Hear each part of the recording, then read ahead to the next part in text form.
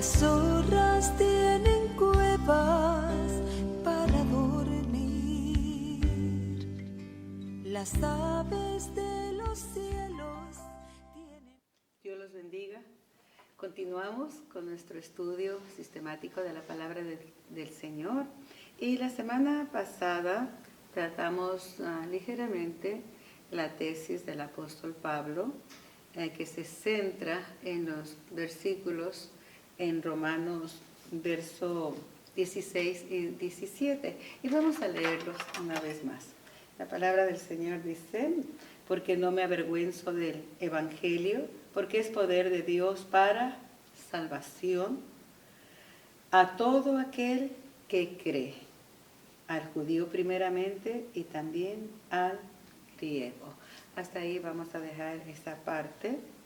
Y hoy vamos a tocar la gran pregunta que todos nos hemos hecho. ¿Salvados de qué? ¿Salvación de qué? Y en este día vamos a tratar muy de cerca la doctrina de la salvación. Primeramente vamos a definir qué es doctrina. Una doctrina es un conjunto de ideas o enseñanzas o principios básicos. En otras palabras, podemos decir que la doctrina son las enseñanzas básicas de la Iglesia cristiana. Comencemos. Primeramente, veamos que Pablo se siente orgulloso del poder del Evangelio y no se avergonzaba por la razón que es poder de Dios para salvación. Y vamos a dejar esa parte ahí, porque lo que sigue es sobre la fe, que también vamos a tratarlo en este estudio. Dice: a todo aquel que cree. Y ahí entra otro elemento, que es el elemento de la fe. Aquí cabe la pregunta de qué somos salvos. Recuerda que ya lo mencionamos anteriormente. Para tener un entendimiento profundo y claro, vamos a ver el trasfondo de la condición que la humanidad entera estaba viviendo. Roma enfermó de poder y subyugaba con tiranía. Los griegos buscaban una respuesta a lo natural, en busca de la perfección también del hombre. Ellos buscaban al hombre perfecto. Se centraban en tener una respuesta a todo lo que veían, una respuesta lógica, pero también andaban en busca de la perfección, el hombre perfecto. Así que cuando Pablo escribe sobre la doctrina de la salvación, era lo que toda la humanidad andaba buscando. El hombre se sentía rodeado de tiranos, conquistadores y peligros. La degeneración y la debilidad los acechaba. Fue entonces cuando la filosofía cambió su búsqueda de lo natural, o sea, en busca de la respuesta de lo que se ve en lo natural, pero al ver ellos la degeneración, cambiaron de rumbo en busca de la filosofía moral, con el propósito de levantar una muralla que los pudiera defender en contra del caos que les acechaba. Epicteto, que ya hablamos de este filósofo, llama a su aula de clase el hospital para las almas enfermas. Séneca decía que todos los hombres estaban buscando la salvación, que se nos tienda una mano para levantarnos. Cambiaron el enfoque tanto de la filosofía, tanto de la búsqueda de la perfección, en la búsqueda de ayuda para ser levantados del caos en que estaban viviendo toda la humanidad y la sociedad romana, específicamente de que esta carta está escrita a los romanos. Las gentes amaban sus vicios, lo decían con desesperación, que amaban sus vicios y los odiaban al mismo tiempo. ¿Y cuántas veces nos lo hemos visto en el transcurso del ministerio donde el Señor nos tiene con tanta necesidad de personas con adicciones? ¿Cuántas veces hemos visto hombres y mujeres aferrados a sus vicios y a la vez infelices, desesperados, odiando su propia vida, su propia condición de esclavitud? Pero el Evangelio nos presenta la salvación que tan desesperadamente la humanidad anda buscando. Y aquí Pablo con claridad expone los beneficios por gracia, un regalo de Dios, de la salvación. Y vamos a ver, número 1, vamos a ver de que somos salvos cuando aceptamos ese regalo de Dios, esta salvación por gracia. Somos salvos de la enfermedad física. Mateo 9:21 y Lucas 8:36 nos habla de una mujer con flujo de sangre que no podía ser sanada de ningún médico. Ella gastó toda su fortuna y nadie podía darle el remedio a su enfermedad. Y ella determinó, aquí hay una determinación de una mujer que creyó. Determinó tocar el borde del manto del Señor Jesús y ella confesó en fe que iba a ser sana. El Señor la sanó. El Evangelio no solo tiene relación con el mundo espiritual. El Evangelio está orientado a rescatar al ser humano en cuerpo y alma. Segundo, salvación del peligro. En Mateo 14, verso 30, Pedro está a punto de hundirse. Él caminó por un momento creyendo a la palabra del Señor, pero de pronto él quitó los ojos del Señor, quitó la mirada de él y comenzó a hundirse. Él está a punto de morir, a punto de ahogarse, pero él clamó al Señor: Señor, ayúdame que perezco. Y en ese momento el Señor le extendió la mano y lo libró de la muerte. Ahora, la salvación es una garantía al hombre de una vida libre de riesgos y peligros. Siempre vamos a estar expuestos a riesgos, a peligros, pero la salvación nos da la seguridad del alma, que somos salvos en cualquier circunstancia. La salvación de Cristo nos pone a salvo de las circunstancias externas, pero aún así, si morimos, estamos a salvo. Tercero, salvación de toda contaminación. El cristiano está a salvo de todo contagio de una generación retorcida y perversa, como lo dice Hechos, el apóstol Pedro, hablando aquí en Hechos capítulo 2, verso 40, dice: ser salvos de esta generación perversa. Él está exponiendo el medio de salvación a través de Cristo y dice ser salvos. La salvación aquí nos indica que la salvación nos libra de la perversidad. Los que tienen la salvación de Cristo, los que tenemos la salvación de Cristo, tenemos un antiséptico divino. ¿Qué es un antiséptico? Un antiséptico destruye los gérmenes, que los guarda de la infección del mal que hay en el mundo. Cuarto, la salvación nos libra de la perdición. Mateo 18, verso 11 y Lucas 19, verso 10, dice ahí que el Señor vino a salvar y a buscar y a salvar lo que se había perdido. Así es que la salvación nos libra de una perdición eterna. Por naturaleza nos encontramos en un camino equivocado que nos conduce a la muerte. Proverbios 14:1, usted puede estar anotando estas citas que nos van a ayudar mucho para tener un concepto claro de lo que es la salvación. Proverbios 14:1 dice que hay muchos caminos que al hombre le parecen rectos, pero son caminos de muerte. Nosotros siempre pensamos por esa naturaleza caída: no, yo estoy bien, estoy caminando bien. Nuestros caminos nos parecen rectos, pero a la luz de la Escritura nos damos cuenta que no estamos caminando con rectitud. Cuando recibimos la salvación por medio de Cristo, es cuando comenzamos a caminar en el verdadero camino de vida. El Señor Jesús en Juan 14:6 dijo: yo soy el camino. Es el único, no hay muchos caminos. Hay muchos caminos que llegan a Roma. Hay muchos atajos, hay muchas carreteras que nos pueden conducir a Roma, pero solamente hay un camino que nos lleva a la vida eterna y ese camino es Jesús. y también eres la única verdad. Cada quien podemos exponer una verdad, pero solamente Él es verdadero. Y los caminos, el camino que transitamos y que nos parece, a nuestro parecer, recto, puede ser un camino de muerte. Solo a través de Cristo tenemos la vida. Por esa razón Él dijo, yo soy el camino, soy la verdad y soy la vida. Y la vida eterna en Cristo Jesús. Qué hermoso. Quinto, es la salvación del pecado.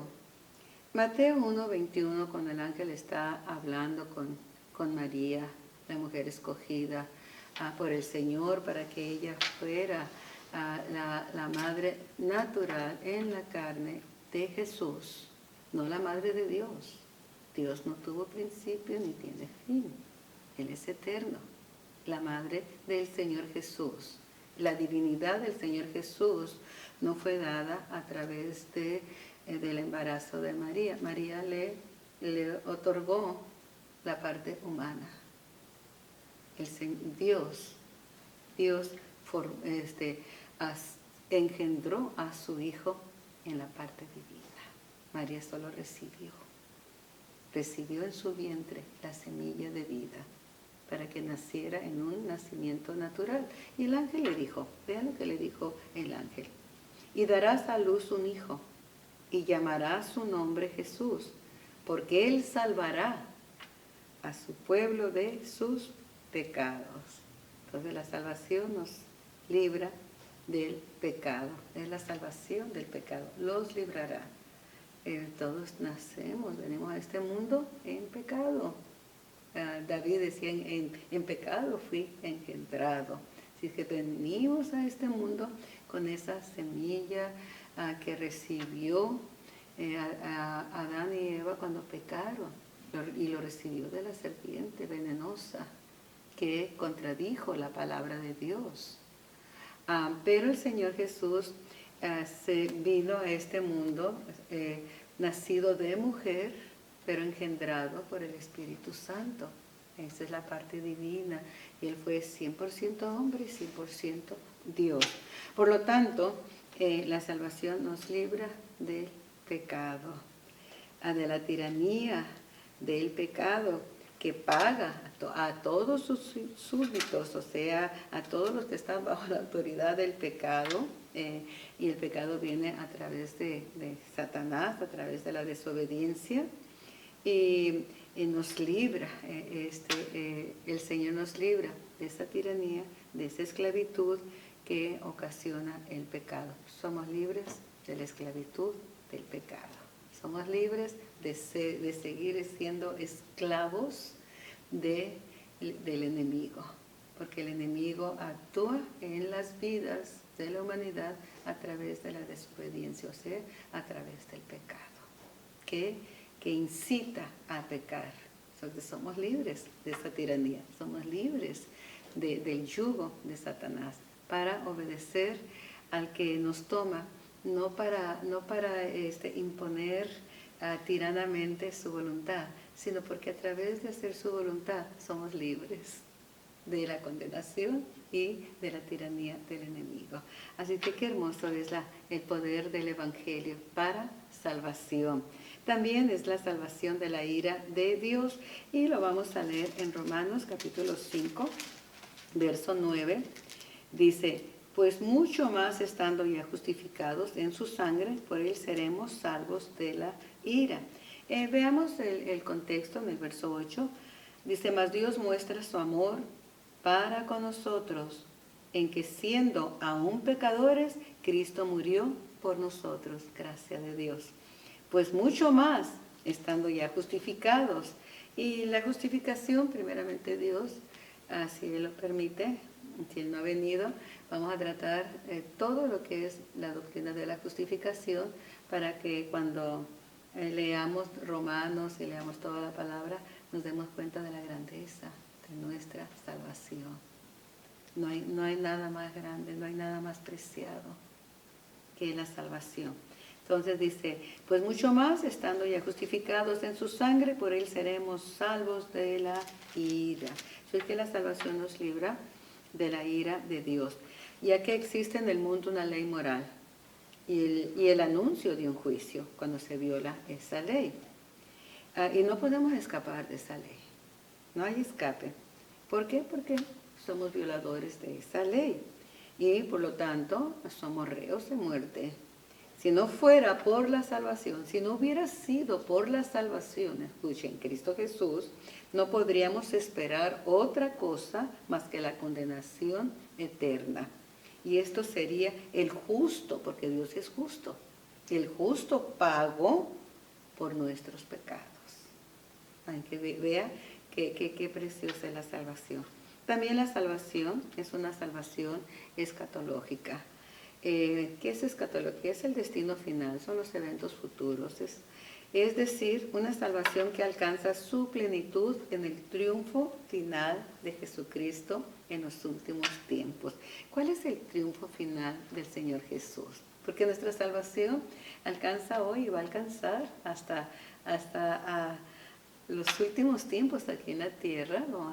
Si estamos aquí con el Señor, establezca su reino, y de hecho vamos a estar, pero hasta la eternidad. O sea, esto es sin límite, todos los tiempos. Y el Evangelio, hermano, mire lo que dice Romanos 13, verso 11, que nos habla de esa salvación escatológica. Capítulo 13, en el verso 11. Vamos a leerlo. Y esto dice, conociendo el tiempo, que es ya hora de levantarnos del sueño, porque ahora está más cerca de nosotros nuestra salvación que cuando creímos. Yo creí hace 43 años y hoy está más cerca. La salvación ha recorrido tiempo y me ha protegido esa salvación y me ha guiado su gracia, y soy salva por gracia por 43 años.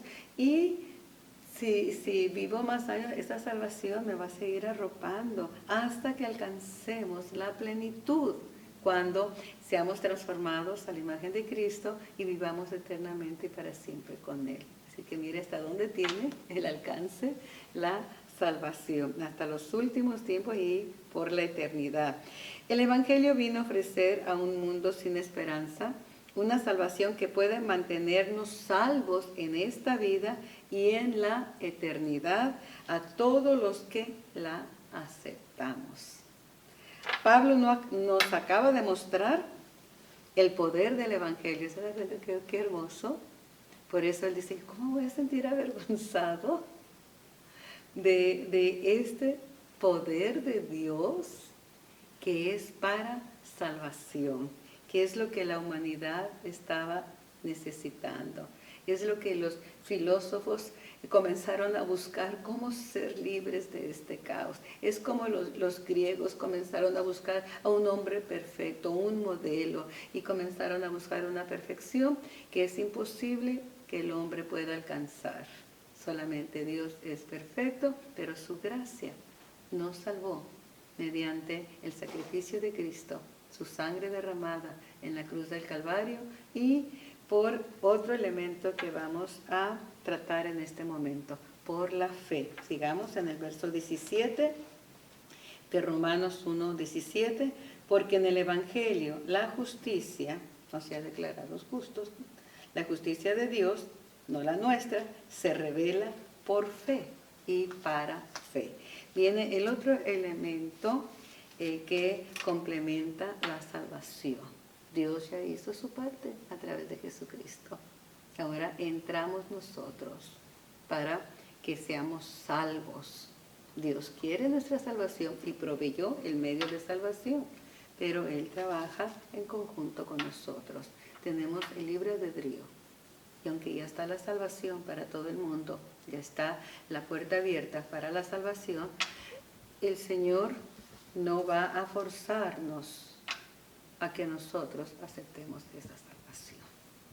es una decisión personal. Saber esto, aquí nos presenta la concepción de la fe. El apóstol Pablo nos presenta la concepción de la fe, y concepción pues, es una idea, una opinión de manera de entender ciertas cosas, o cosa aquí en cuanto a la salvación, de lo que es salvación por medio de la fe. Si la salvación se opera mediante la fe en Cristo, vamos a entender claramente a qué fe se está hablando, se está señalando, qué fe está señalando el apóstol Pablo, de qué fe hace mención. Y fe es el sentido de la fe, la palabra en sí, a veces la tomamos equivocadamente, y aquí vamos en el transcurso, vamos a aclararlo. El sentido de la fe es lealtad. Cuando Pablo escribe a los de Tesalónica, la iglesia que estaba en Tesalónica, escribe una carta a los tesalonicenses, él desea y menciona la fe de ellos en 2 de Tesalonicenses 1:4, y aquí nos da una claridad de lo que es la fe. Aquí se considera como la fe como paciencia o firmeza. La fe es fidelidad a toda prueba que caracteriza a todo fiel soldado de Jesucristo. Vamos a leerlo. 2 de Tesalonicenses, capítulo 1, en el verso 4. Dice, tanto que nosotros mismos nos gloriamos de vosotros en las iglesias de Dios por vuestra paciencia y fe en todas vuestras persecuciones y tribulaciones que soportáis. Aquí podemos ver con claridad que fe es sinónimo de paciencia. Note usted, y Pablo, y paciencia y firmeza, porque paciencia es la firmeza, estoy esperando, estoy firme en esa espera. La fe es fidelidad a toda prueba que caracteriza, le vuelvo a repetir, a todo fiel soldado de Jesucristo. Fe quiere decir creencia, pero la convicción de que algo es verdad. Usted está que por fe a los que creen, pero usted está creyendo, yo estoy creyendo con convicción que es verdad. Pablo dice a los de Corinto, en 1 de Corintios 15:17, si Cristo no resucitó, entonces nuestra fe no tiene sentido, es vana. Todo lo que se ha creído, pues se va a derrumbar. Por tanto, la fe es el asentamiento, o sea, la fe coloca, establece una cosa en un lugar de manera que esté firme. En este caso, la fe en la resurrección de Cristo establece una verdad que nos mantiene firmes, que no podemos fluctuar. Es la fe es la base, mejor dicho, es la base de nuestra fe en Cristo. ¿Y cuál es la base de nuestra fe en Cristo? Que no estamos siguiendo a un muerto, que hay una tumba vacía, que lo que Cristo habló fue verdad. Y ahí es donde nosotros nos ponemos firmes, pase lo que pase.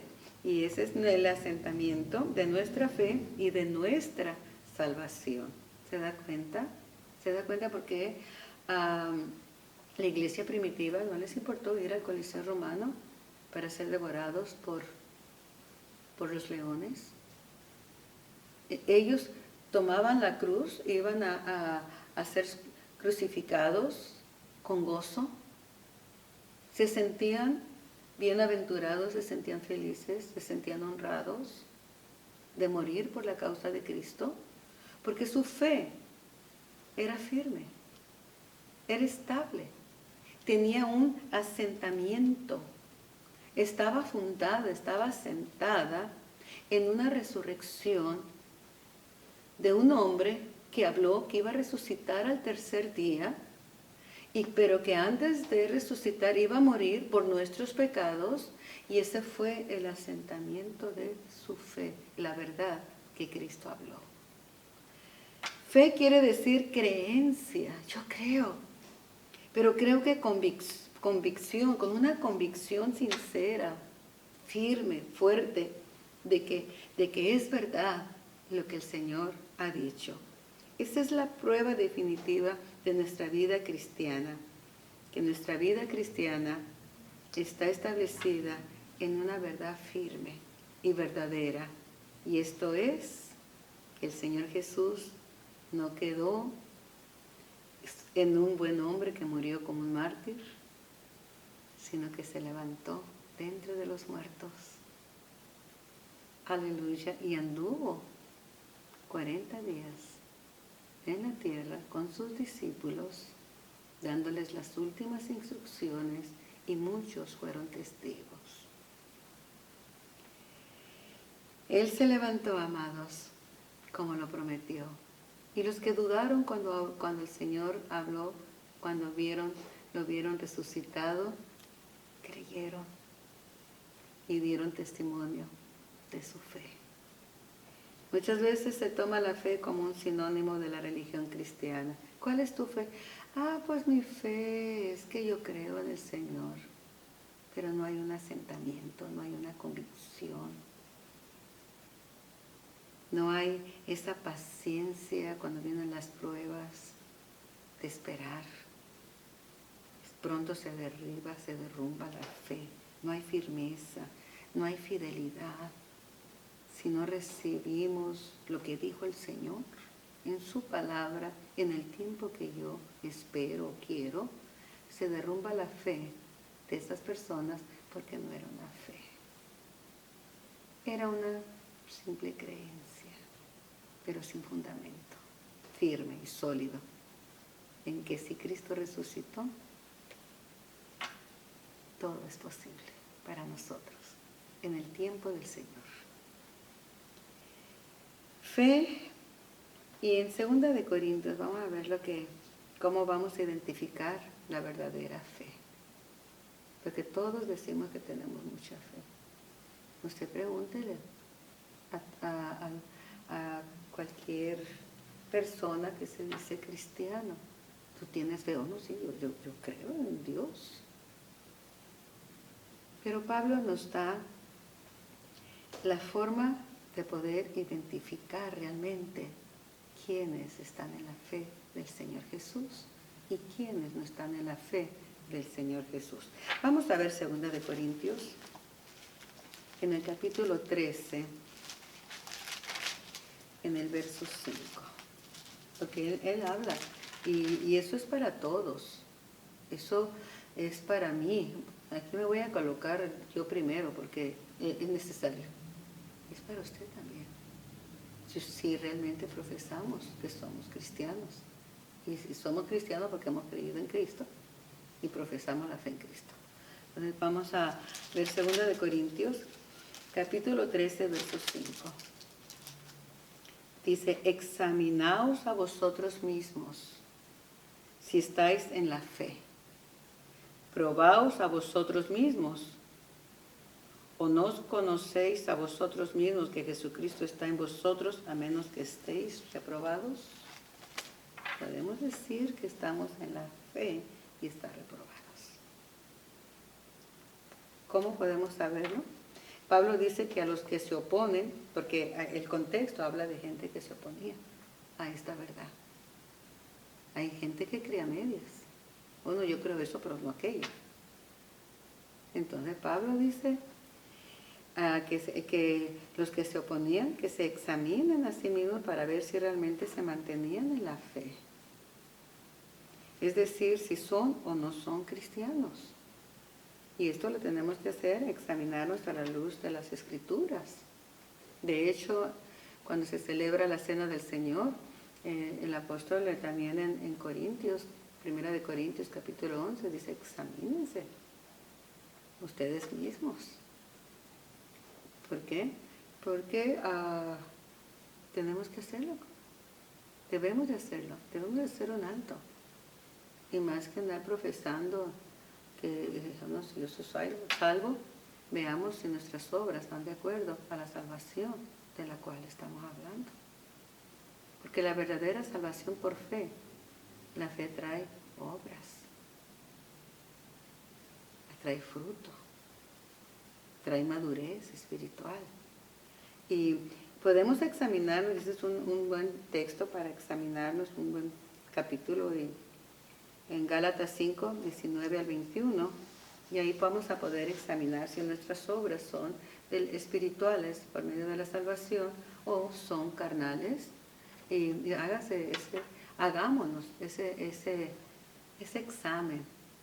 Vayamos al médico divino y examinemos cuáles son nuestras obras.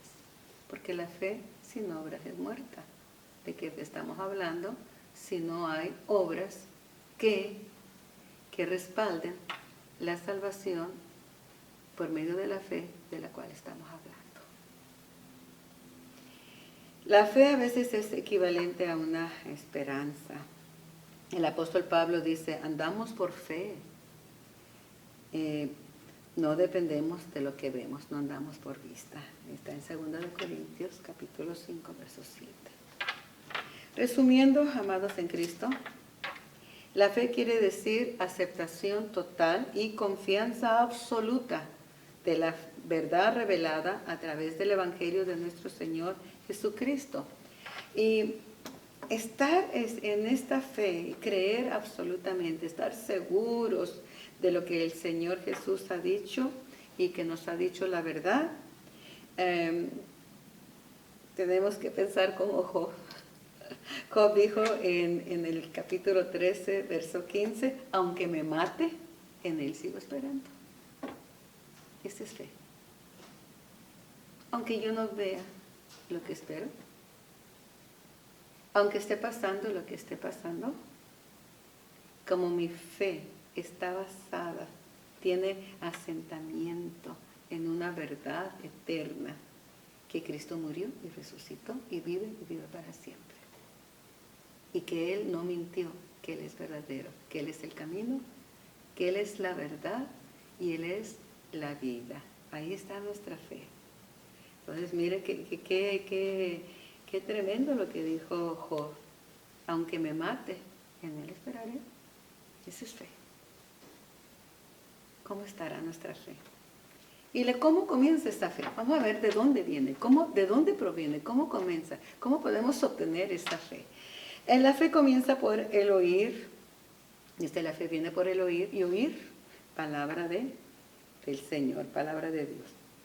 Después sigue, después de haber escuchado, mire los pasos, para que sea una fe genuina, para que sea una fe verdadera, para que obtengamos la salvación.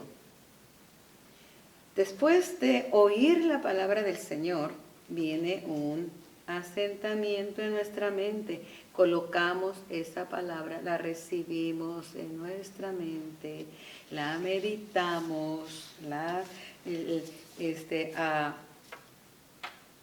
llegamos en nuestra mente a estar de acuerdo con esa verdad por las evidencias que el Señor nos presenta en su palabra. Entonces, asentamos esa verdad y la tomamos como verdad. Pero ese asentamiento en nuestra mente puede que no desemboque en acción, porque después de oír, después de que viene a nuestro entendimiento, y al llegar a nuestro entendimiento, la aceptamos como verdad, entonces viene otra parte, viene la acción. O sea, no puede quedar solamente en nuestra mente. Tenemos que accionar a esa verdad. ¿Creen que es verdad? Muchos creen que es verdad. No, sí, el Evangelio es buenísimo. Y sí, es verdad. Pero no se movieron en esa verdad. No viven de acuerdo a esa verdad para que mejor lo entendamos. Sabemos la palabra y sabemos que es verdad y sabemos que Dios es verdadero. Y hemos aceptado, yo acepto la salvación, el primer paso. Sí, yo acepto, esto es verdad. Porque es verdad, yo acepto. Pero no se vive en esa verdad. Y la otra parte de la fe viene por oír. Y después de oír, tenemos que estar de acuerdo en nuestra mente que es verdad. Y después viene la acción, vivir de acuerdo a esa verdad. Y espero que esté claro, amados en Cristo. No basta con creer, no basta con saber, no basta. Hay que vivir de acuerdo a lo que hemos creído. Muchas personas saben que algo es cierto, pero no cambian, lo más mínimo. Y el paso decisivo, aquí se complementa, aquí queda completo. La salvación se da cuando ese asentamiento, esa base, o sea, la verdad del Evangelio, se establece en nuestra mente, en nuestro entendimiento. Por eso es que Pablo ora para que el pueblo tenga entendimiento espiritual, que nuestra mente sea renovada. Y de ahí se pasa a una entrega total. Ya creí, la fe vino porque oí, creo, ahora vivo. ¿Se da cuenta? ¿Se da cuenta lo hermoso, el proceso de la salvación? Para que realmente podamos decir soy salvo. Solamente basta con creer. O basta con creer ciertas cosas. O vivir un cristianismo mediocre, a medias. Lo que he creído, tengo que accionarlo viviendo lo que he creído, en una entrega absoluta y total. La fe madura se da cuando alguien escucha el Evangelio y está de acuerdo en que es verdad y se entrega en una rendición total, incondicional. Una entrega sin reservas a esa verdad que nos hace libres del pecado y de sus terribles consecuencias. De esta verdad no se avergonzaba el apóstol Pablo, porque es poder de Dios para salvación. Cambia la vida, nos libra de la condenación eterna, de los efectos negativos y mortales del pecado.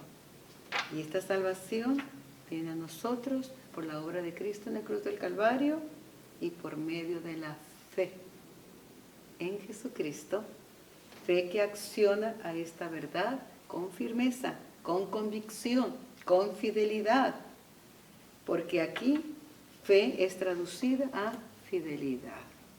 Esta es la clase de fe que viene de Dios, en una entrega y sometimiento total a su perfecta voluntad, a su palabra. La fe para ser salvos es la medida de fe dada por el Espíritu Santo. Cuando decimos, yo creo en Dios, tengo mucha fe, tenemos la fe de toda la fe del mundo y andamos ansiosos, amargados, sin paz, sin gozo, contradecimos lo que es la fe verdadera. ¿No sé lo que dijo Job? Aunque me mate, en él confiaré. Esa es fe. Esa es la verdadera fe. Es lealtad absoluta a Dios, a su palabra. Fieles en todo, no parcialmente, en todo. Llenos de esperanza, esperanzados en Él. Aceptación total de lo que Él dice en su palabra.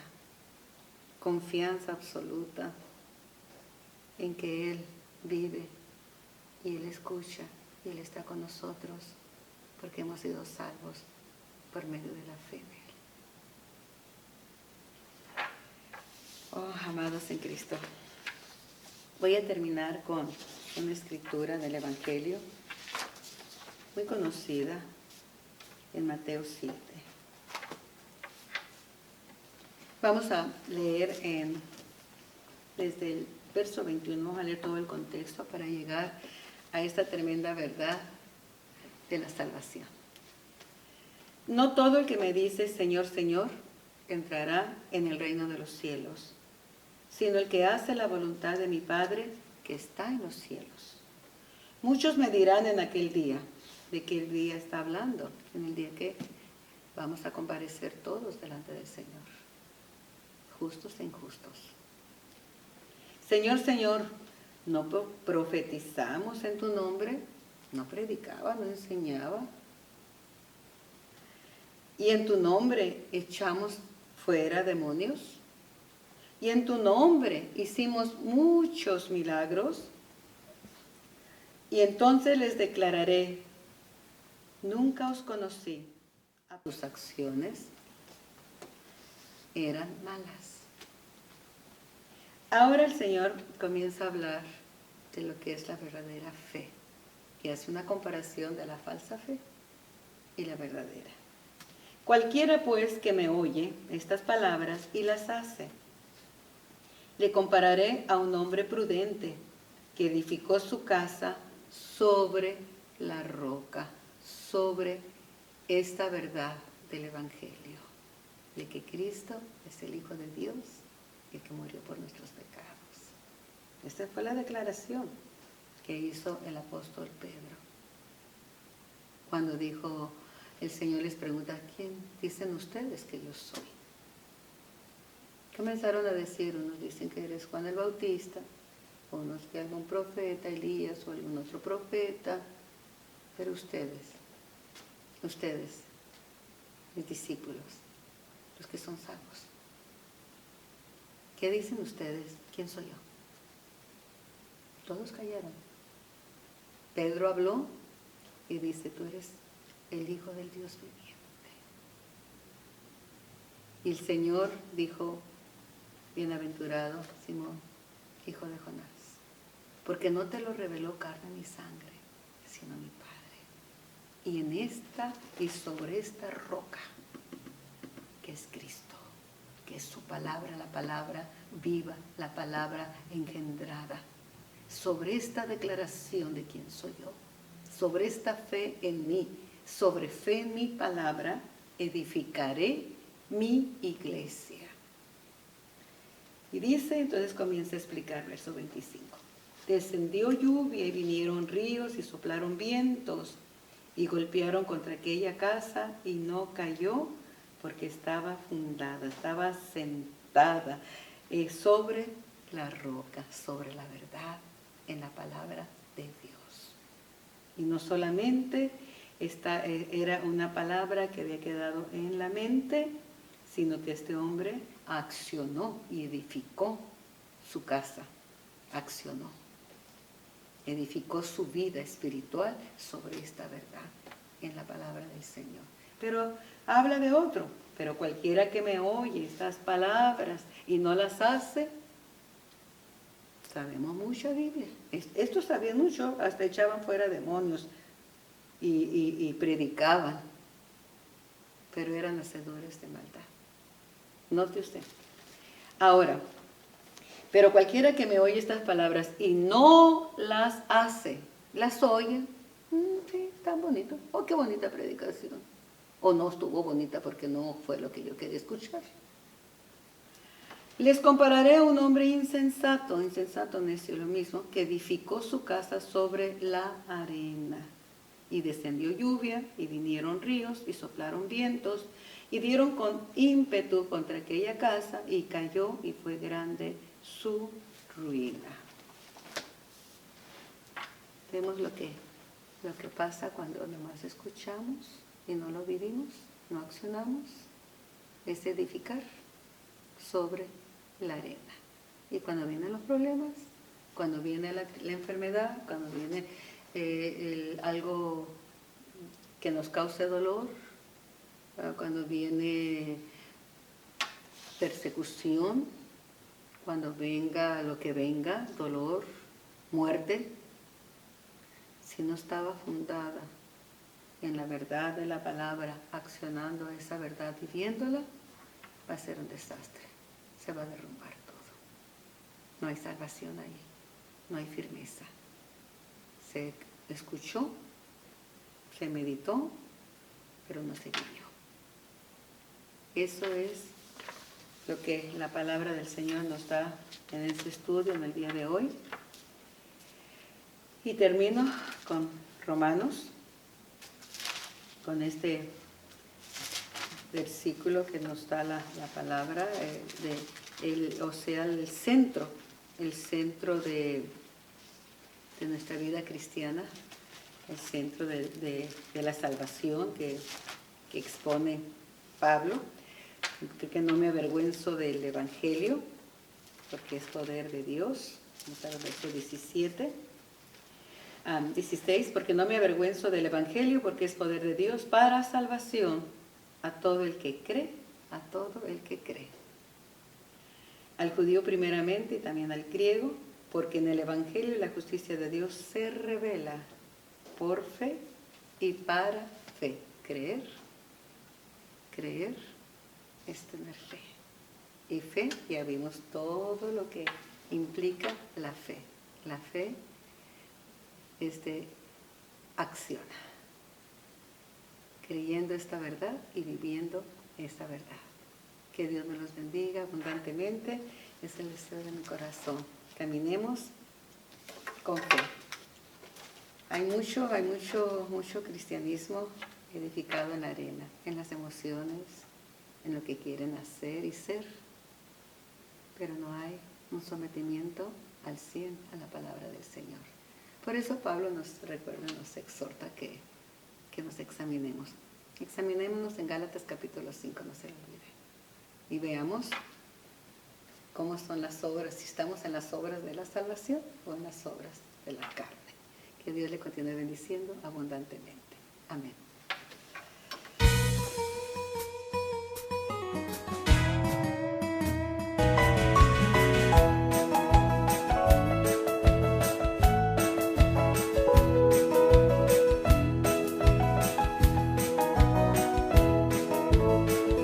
Construye tu casa sobre la roca, construye tu casa sobre la roca, construye tu casa sobre la roca y durará.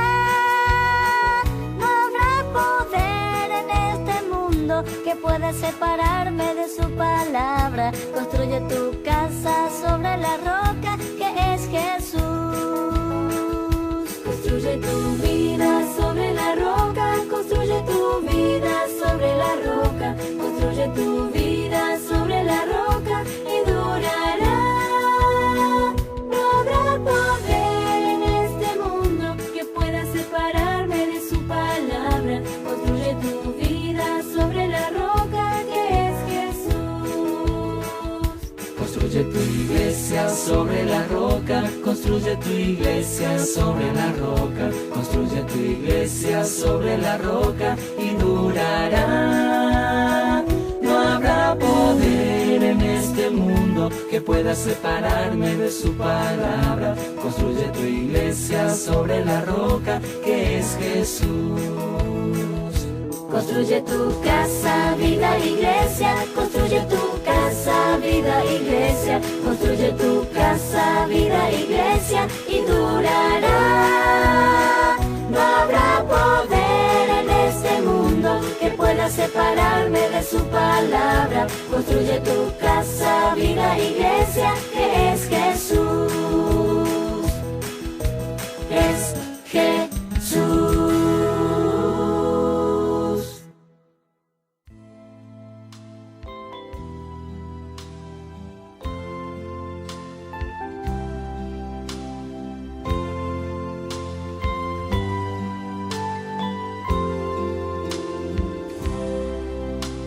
Las zorras tienen cuevas para dormir, las aves de